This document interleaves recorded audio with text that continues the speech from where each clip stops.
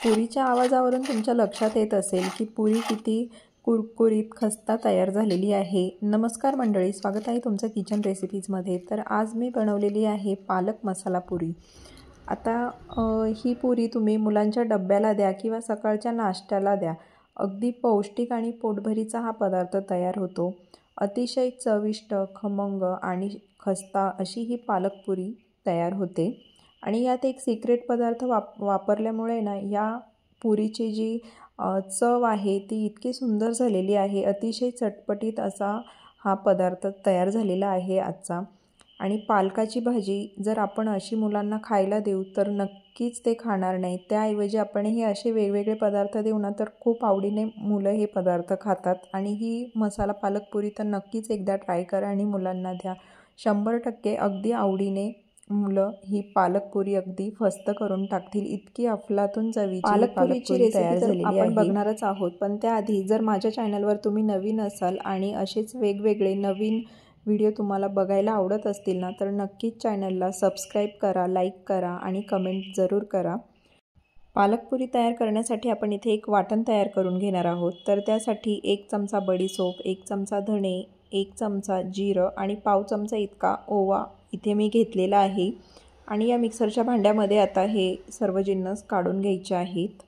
त्याचबरोबर यात मी एक मिरची घेतलेली आहे, या पद्धतीने तुकडे करून घेतले मिरचीचे।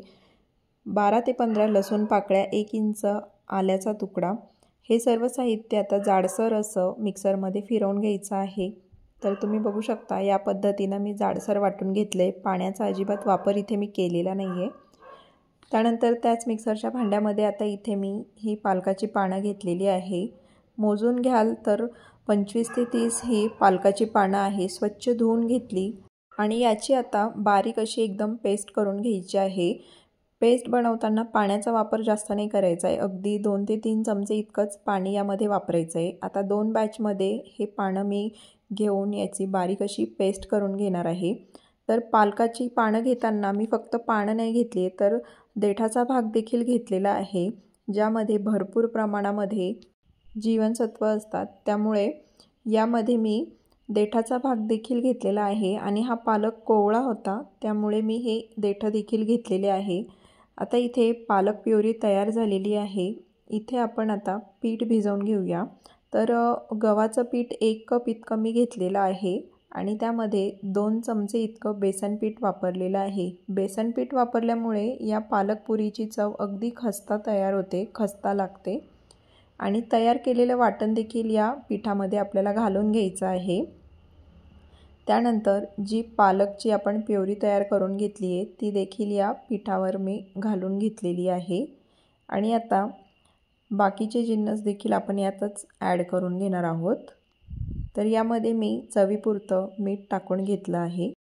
यात पांढरे तीळ 2 चमचे इतके मी टाकून घेतलेले आहे। तुम्ही काळे तीळ देखील वापरू शकता, ते देखील इथे छान लागतात।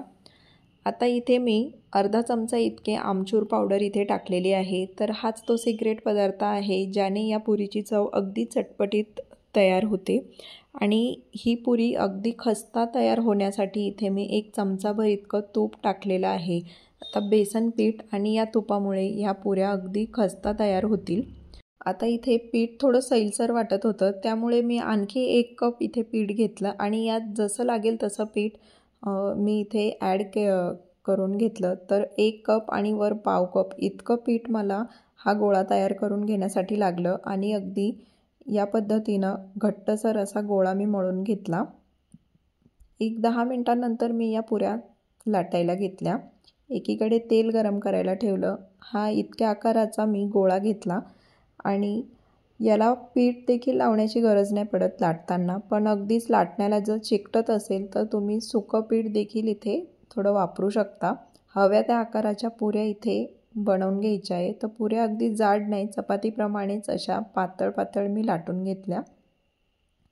आणि आता ह्या पुऱ्या मी तळायला घेणार आहे।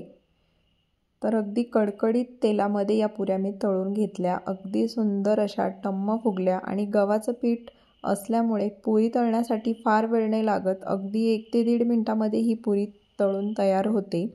यावर असं तेल सोडत आणि गोल फिरवत ही पुरी मस्त फुगवून घेतली तुम्ही बघू शकता किती छान पुरी तयार झालेली आहे। तर पालक पुरी जास्त वेळ तळली ना तर तिचा रंग लगेच चेंज होतो, त्यामुळे जास्त वेळ नाही तळायची आहे। अगदी 1 ते 1.5 मिनटामध्ये ही पुरी तळून बाहेर काढून घ्यायची आहे। तर इथे या पद्धतीने पुरी तळून तयार झालेली आहे।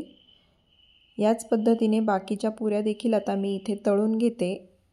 एकूण एक पुऱ्या या पद्धतीने इतक्या छान अशा तेलात टाकल्यावर फुगल्या गेल्या आणि जेव्हा आपण पुरी तळत असताना जेव्हा ती तेलात टाकल्यावर फुगते ना, तेव्हा असं वाटतं की हां, खरंच हा पदार्थ आपल्याला परफेक्ट जमला आणि अगदी छान तयार झाला, असं आपल्याला एक वेगळंच समाधान वाटतं। तर तुम्ही बघू शकता किती छान पुऱ्या फुगतायत। तर तेलात टाकल्यावर ना पुरी अशी तिच्यावर आपण झाऱ्याने तेल टाकत राहायचं, तेल सोडायचं, म्हणजे ती फुगण्यासाठी मदत होते आणि एकदम छान आतपर्यंत अशी ती तळली जाते पुरी। तर आता तुम्ही बघू शकता किती छान अशा पुऱ्या मस्त टम्म फुगलेल्या आहे। तर या पद्धतीने तुम्ही जरूर ही रेसिपी ट्राय करा आणि चॅनलवर नवीन असाल तर लाईक, शेअर, सबस्क्राईब नक्की करा। धन्यवाद।